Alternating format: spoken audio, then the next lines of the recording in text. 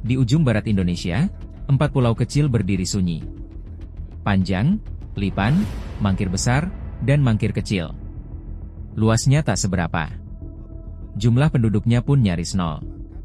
Tapi selama hampir 5 dekade, keempat pulau ini menjadi medan tarik-menarik dua provinsi, Aceh dan Sumatera Utara. Dan baru pada 2025, kisah ini mencapai titik akhirnya. Tahun 1978. TNI Angkatan Darat menyusun peta topografi nasional. Dalam dokumen tersebut, keempat pulau dimasukkan ke wilayah Aceh. Tapi 2 dekade kemudian, dalam peta administratif 2008-2009, pulau-pulau ini justru tercatat berada di bawah Kabupaten Tapanuli Tengah, Sumatera Utara. Tanpa penjelasan. Tanpa sosialisasi. Dan di tahun 2008, saya ulangi, tahun 2008, itu Sumatera 4 pulau ini tidak masuk dalam cakupan wilayah provinsi daerah istimewa Aceh yang dimasukkan. Tahun 2022, Aceh Singkil mulai bersuara. Pemerintah kabupaten merasa kehilangan wilayahnya. Padahal menurut SK Menteri Dalam Negeri tahun 1992, keempat pulau ini resmi bagian dari Aceh. Situasi makin memanas saat pada 2023, pemerintah Sumatera Utara merencanakan pembangunan di sana.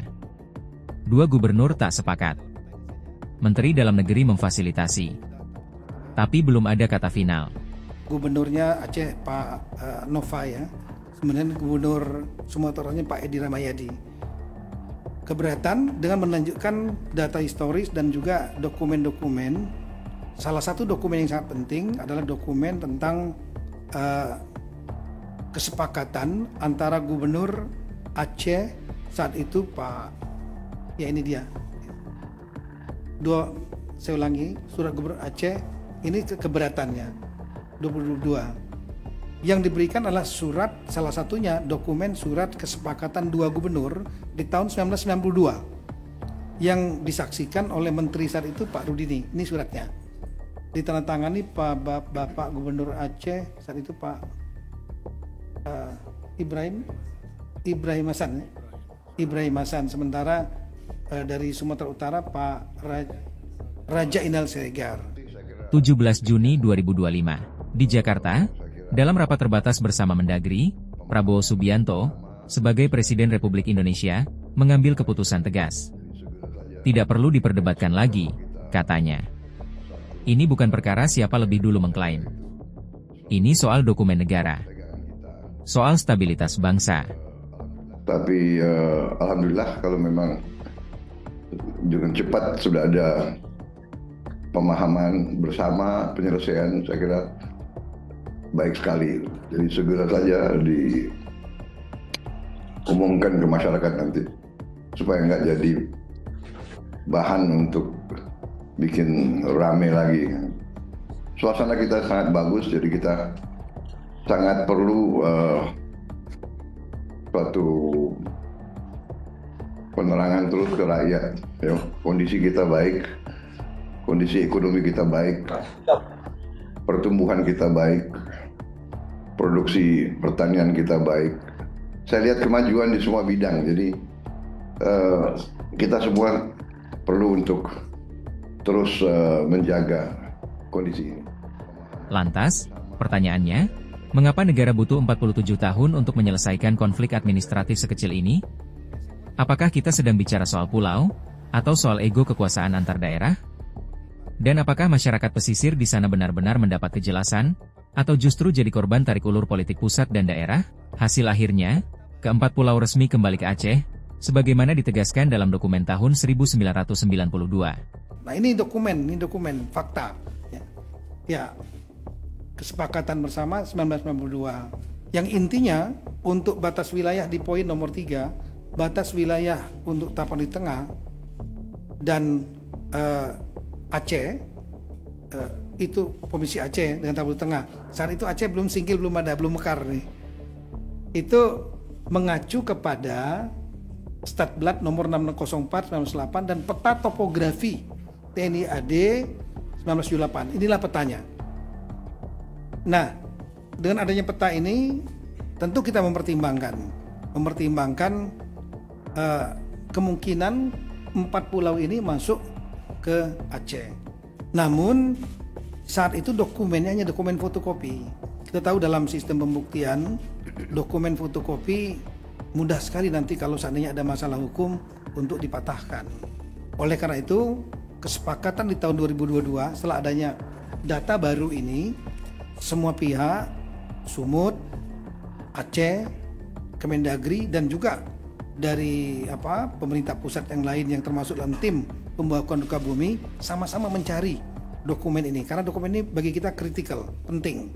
Itu berupa kesepakatan 2 gubernur yang disaksikan pemerintah pusat yang diwakili oleh Menteri Dalam Negeri Bapak Rudini. Tapi sampai dengan tahun 2004 sampai dengan bulan April 2025 surat aslinya itu tidak ketemu. Nah, sehingga dengan demikian kita berusaha terus mencari. Oleh karena itu pada bulan April 2025 cakupannya masih tetap dalam cakupan Sumatera Utara. Sambil kita mencari. Dan alhamdulillah saya memerintahkan jajaran Kemendagri sedapat mungkin mencari surat itu karena logika kita kalau ditandatangani oleh 2 dan disaksikan oleh 1 harusnya 3-3-nya ada pertinggalnya arsipnya. Kita berpikir tahun 92 ini 33 tahun yang lalu. Sumatera Utara tidak menemukan, Aceh juga tidak menemukan aslinya, kami juga tidak menemukan aslinya. Namun setelah saya perintahkan untuk bongkar apapun juga dokumen yang berkaitan dengan status 4 pulau ini agar dicari. Alhamdulillah kemarin dipimpin langsung oleh Pak Sekjen Pak Tomsi, didampingi Pak Dirjen Abil Pak Safrizal. Itu kita punya pusat arsip di Pondok Kelapa Jakarta Timur, itu ada 3 gedung. Dibongkar dokumen asli yang kesepakatan 2 gubernur tersebut yang disaksikan Pak Rudi ini nggak ketemu. Tapi yang ketemu adalah keputusan kalau bisa ditampilkan. Nah inilah dokumen yang menurut kami sangat penting, yaitu Mendagri nomor 111 tahun 1992. Ini tanggalnya adalah 24 November 1992. Di sini nggak ada tanggalnya, tapi di dalam lampiran saya ulangi ada satu kertas yang di situ menunjukkan bahwa ini dokumen yang masih warna kuning nih. Lama sekali. Ya. Makanya saya buatkan berita acara. Saya sampaikan yang menemukan agar buat berita acara. Dan berita acara sudah kita sampaikan. Karena ini dokumen peristiwa penting yang harus didokumentasikan. Dan mereka yang menemukan bisa menjadi saksi. Ya. Bukan diada-adakan misalnya. Dan ini tertanggalnya surat di sini tertanggal 21/11/92 di arsipnya sini. Pulau-pulau itu kini sunyi seperti semula. Tapi sejarahnya bising. 4 pulau kecil yang pernah mengguncang peta kekuasaan 2 provinsi. Dan kini, 1 keputusan, 1 garis, 1 nama, Aceh. Bagaimana menurut Anda? Apakah penyelesaian ini adil dan tuntas? Atau justru menyisakan bara yang belum padam? Tulis komentar Anda. Dan jangan lupa subscribe untuk terus mendapatkan analisis tajam, logis, dan faktual. Hanya di Panggung Negeri.